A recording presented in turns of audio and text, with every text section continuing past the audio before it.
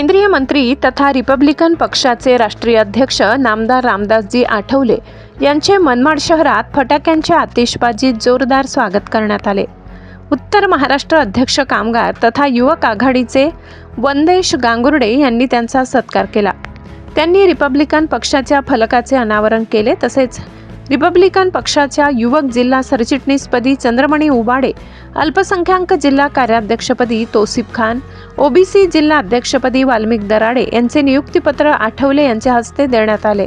सर्व धर्मातील लोकांना सोबत घेऊन पक्ष बळकट करण्याचा सल्ला आठवले यांनी यावेळी कार्यकर्त्यांना दिला। कामगार आघाडीचे अध्यक्ष राजाभाऊ सावदेकर, अनिल चौधरी, व्यापारी आघाडीचे अनिल गुंदेचा, अल्पसंख्याक आघाडीचे नाज अली शेख, व्यापारी आघाडी तालुका अध्यक्ष संजय मुनोत, युवा नेते विशाल छाजेड, सनी वानखेडे आदी प्रमुख पदाधिकारी कार्यकर्ते यावेळी उपस्थित होते।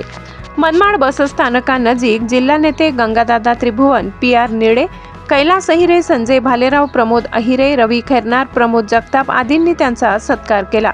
फटाक्यांची आतिषबाजीही करण्यात आली। सध्या स्थितीतील विविध ज्वलंत विषयांवर नामदार आठवले यांनी आपली प्रतिक्रियाही यावेळी व्यक्त केली। एकीकडे केंद्र सरकारने आज शुक्रवारपासून पेट्रोल, डिझेल आणि सीएनजी गॅसच्या किमतीत वाढ केल्यामुळे वाहनधारकांसह सर्वसामान्य नागरिकांमध्ये संतापाची लाट उसळली, तर दुसरीकडे मात्र केंद्र सरकारने केलेल्या दरवाढीचा केंद्रीय मंत्री रामदास आठवले यांनी समर्थन केले। आखाती युद्धामुळे गंभीर परिस्थिती निर्माण झाली, त्यामुळे मोदी सरकारने पहिल्यांदा इंधन दरवाढ केल्याचे सांगितले। राज्य सरकारने उत्पादन शुल्क कमी केल्या, इंधनाचे दर कमी होऊन जनतेला दिलासा मिळेल, असेही मंत्री आठवले यांनी मनमाडला पत्रकारांशी बोलताना सांगितले।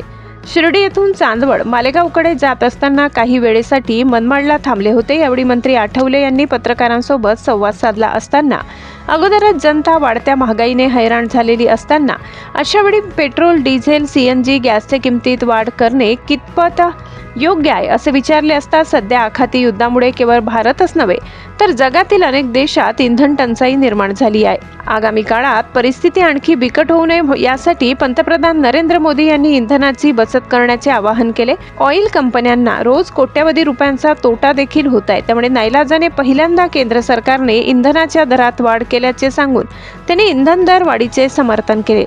युद्धामुळे निर्माण झालेली परिस्थिती पाहता शरद पवार यांनी पंतप्रधान यांना सर्वपक्षीय बैठक बोलवण्याची केलेली सूचना योग्य असल्याचे मंत्री आठवले यांनी सांगितले।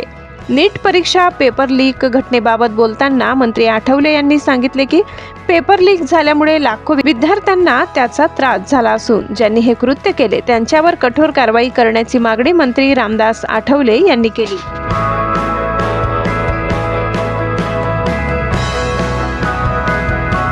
तर आखाती युद्धामुळे देशामधली परिस्थिती गंभीर आपलीच नाही, सगळ्या जगामध्ये गंभीर परिस्थिती आहे। अमेरिकेमध्ये सुद्धा अमेरिका मोठं राष्ट्र असतानाही त्या ठिकाणी सुद्धा महागाई वाढलेली आहे। त्या ठिकाणच्या 70 लाख लोकांनी ट्रम्प यांच्या विरोधामध्ये मोर्चे काढले होते आणि युद्ध नको अशी भूमिका त्यांनी घेतली होती। त्यामुळे इराण हे जसं जे पेट्रोल, डिझेल आणि क्रूड पुरवणारं, गॅस पुरवणारं मोठं राज्य आहे, त्यामुळं या युद्धामुळं सगळ्या जगावर त्याचा परिणाम झालेला आहे।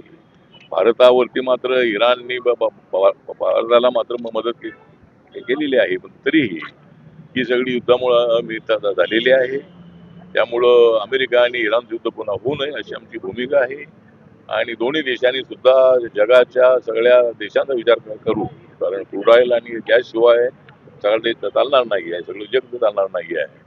त्यामुळे हे युद्ध पुन्हा होऊ नये यासाठी डोनाल्ड ट्रम्प आणि इराणचे जे हुकूमत आहे त्यांनी मला वाटतं की याच्यातून मार्ग काढणं अत्यंत आवश्यक आहे आणि पुन्हा आता युद्ध होऊ नये अशी आमची भूमिका आहे। शरद पवार साहेबांनी सर्व पक्षीयांची बैठक बोलवण्यात पंतप्रधानांना आवाहन केलेलं आहे, तर त्यांनी उपस्थित राहून सर्व पक्षांची बैठक घेऊन याच्यावर तोडगा काढावा घेतली पाहिजे का अशी बैठक शरद पवार जे म्हणतात त्यांच्या? मला वाटतं पवार साहेबांची सूचना आहे, चांगली सूचना आहे, परंतु आता भारत सरकार जे असतं ते अनेक वेळेला आपल्या देशाची आर्थिक परिस्थिती अडचणीची असल्यामुळं आणि आम्हाला भारताची इकॉनॉमी 3 नंबर आम्हाला न्यायची असल्यामुळं ही इकॉनॉमी खाली येऊ नये यासाठी बच्चीच्या संबंधामध्ये भूमिका त्यांनी घेतलेली आहे। सोनं खरेदी न करता ते उद्योगामध्ये टाका आणि फॉरेनचा प्रवास टाळून आपला इंडियामध्ये प्रवास करा, भारतामध्ये प्रवास करा आणि भारतामधलं टुरिझम वाढवा अशा पद्धतीची भूमिका त्यांनी घेतलेली आहे। त्यामुळे मला असं वाटतं की भारताला मजबूत करण्याच्यासाठी सुद्धा त्याने हा निर्णय घेतलेला आहे त्याच्यामध्ये काही कुठली इमर्जन्सी इकॉनॉमीला येणार आहे असं अजिबात नाही आहे. परंतु पंतप्रधानांनी मात्र जी भूमिका घेतलेली आहे त्याला लोकांनी प्रतिसाद द्यावा अशी आमची सूचना आहे. आणि ही जी सध्याची परिस्थिती आहे ती पुन्हा पूर्वपदावर आणण्यासाठी नक्की भारत सरकारचा प्रयत्न राहणार आहे आणि राज्य सरकारने सुद्धा त्याच्यामध्ये लक्ष घालावं अशी आमची सूचना आहे. साहेब, मोदी साहेबांच्या ताब्यात फक्त 2 गाड्या असणार आहे. जर 2 गाड्या थांबू शकतात तर मग पुढे कायम ठेवणार आहे का इतर लोकही आदर्श घेणार आहे? तर सध्याच्या परिस्थितीमध्ये तरी आता पेट्रोल डिझेल वाचवणं अत्यंत आवश्यक आहे. सध्याची अडचण आपली आर्थिक अडचण आहे. देशातल्या अर्थतज्ञांची चर्चा करूनच हा निर्णय त्यांनी घेतलेला आहे. त्यामुळे स्वतः त्यांच्या आता 10, 12, 15 गाड्या असायच्या त्याच्यामध्ये आता फक्त 2 गाड्या आहेत. मुख्यमंत्री आणि उपमुख्यमंत्र्यांनी सुद्धा आपल्या ताब्यामध्ये कमतरता केलेली आहे. मी सुद्धा मुंबईमध्ये मेट्रोने प्रवास करतो आहे. त्यामुळं सगळ्यांना आमचं निवेदन आहे की आपण पेट्रोल डिझेल वाचवण्यासाठी आपण प्रयत्न करायचा आहे आणि भारताची इकॉनॉमी आहे ती खाली जाऊ नये. तर आम्ही 4 नंबरवर आलेलो आहोत. त्यामुळे भारताची इकॉनॉमी अजून उंच घेऊन जाण्यासाठी पुढे जर लोकांनी समजून घेणं खूप आवश्यक आहे.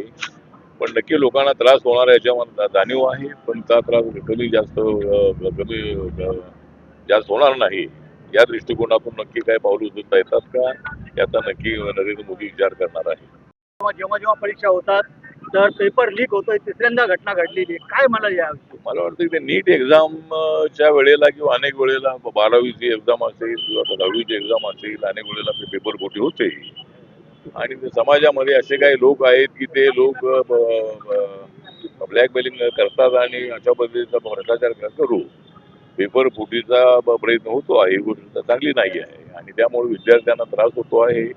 नीट एक्झाम मध्ये सुद्धा अशा पद्धतीची पेपर फुटी झालेली आहे आणि त्यामुळं ज्या मुलांना जो मुलींना त्रास होतो आहे ही गोष्ट योग्य नाही. पण अशा भ्रष्टाचारी लोकांना किंवा अशा पद्धतीचं पेपर फुटीचं काम करणारे लोक आहेत त्यांना कठोर शिक्षा होणं अत्यंत आवश्यक आहे. अशा पद्धतीची आमची मागणी आहे आणि सरकारच्या वतीने नक्कीच त्यांच्यावर ऍक्शन घेतली जात आहे. सर, शेवटचा एक भारत सरकारच्या वतीने आमचा प्रयत्न असाच आहे की सर्वसामान्य माणसाला जास्त त्रास होऊ नये या दृष्टिकोनातून त्यामध्ये काय आपण करू शकतो या संबंधामध्ये नक्कीच सरकारच्या वतीनं प्रयत्न राहील. पण सध्याची आर्थिक परिस्थिती लक्षामध्ये घेता लोकांनी समजून घेणं अत्यंत आवश्यक आहे आणि अनेक वर्षांपासून वाढ झाली नव्हती त्यामुळं नाईलाजाने सरकारला वाट करावी लागलेली आहे. साहेब, मध्ये MIMच्या नगर घर पाडण्यात आल्या, त्याच्यावर गुन्हा दाखल करण्यात आला. तर दुसरीकडे नाशिकमध्ये खरातवर अनेक गुन्हे दाखल झाले पण त्याची प्रॉपर्टी आता तशीच आहे. तर हे एकमेकांच्या विरोधात नाही वाटत आहे? नाही, मला वाटतं की घरात असेल किंवा आणि गुन्हे असेल आपल्या घरामध्ये पोलीसवाले गेलेले आहे त्यांनी त्यांच्यावर ऍक्शन घेतलेली आहे आणि भुवाबाजीच्या नादामध्ये किंवा लोकांना अंधश्रद्धेमध्ये बसवून लोकांना लुटण्याचं काम त्यांनी केलेलं आहे. त्यामुळे सगळं उघड झाल्यानंतर त्यांना पोलिसांनी पकडलेलं आहे. सगळी चौकशी चालू आहे आणि संभाजीनगरमध्ये सुद्धा त्या ठिकाणी जे त्यांचे कॉर्पोरेटर आहे त्यांनी एका क्रिमिनल महिलेला मदत केलेली होती आणि ते बांधकामाचे इलिगल असल्यामुळं महानगरपालिकेने त्याला नोटीस दिलेला आहे. कोर्टाकडून काय त्याच्यावर मला वाटतं ते आलेला नाही आहे. त्यामुळे अनेक बांधकाम कोणाचे असो ते मुस्लिमाचा असतो हिंदूचा असतो की दलितांचा असतो ते पाडण्याचा अधिकार महानगरपालिकेला आहे आणि त्यामुळे याच्यामध्ये दुजाभाव अजिबात नाही आहे. त्यामुळं मला असं वाटतं की क्रिमिनल लोकांना संरक्षण देण्याची भूमिका कुणी घेऊ नये आणि त्यांना पोलिसांच्या ताब्यात देणं अत्यंत आवश्यक आहे. त्यामुळे मला वाटतं संभाजीनगरमध्ये जे घडलेलं आहे तर त्यामध्ये एका पटेल नावाच्या जे नगरसेवक आहे त्यांचं घर तोडण्यात आलेलं आहे. पण इथं खरा त्यांची घराने तोडली जातील अजून जरी तोडली तर नसली तरी याच्यामध्ये दुजाभाव अजिबात नाही.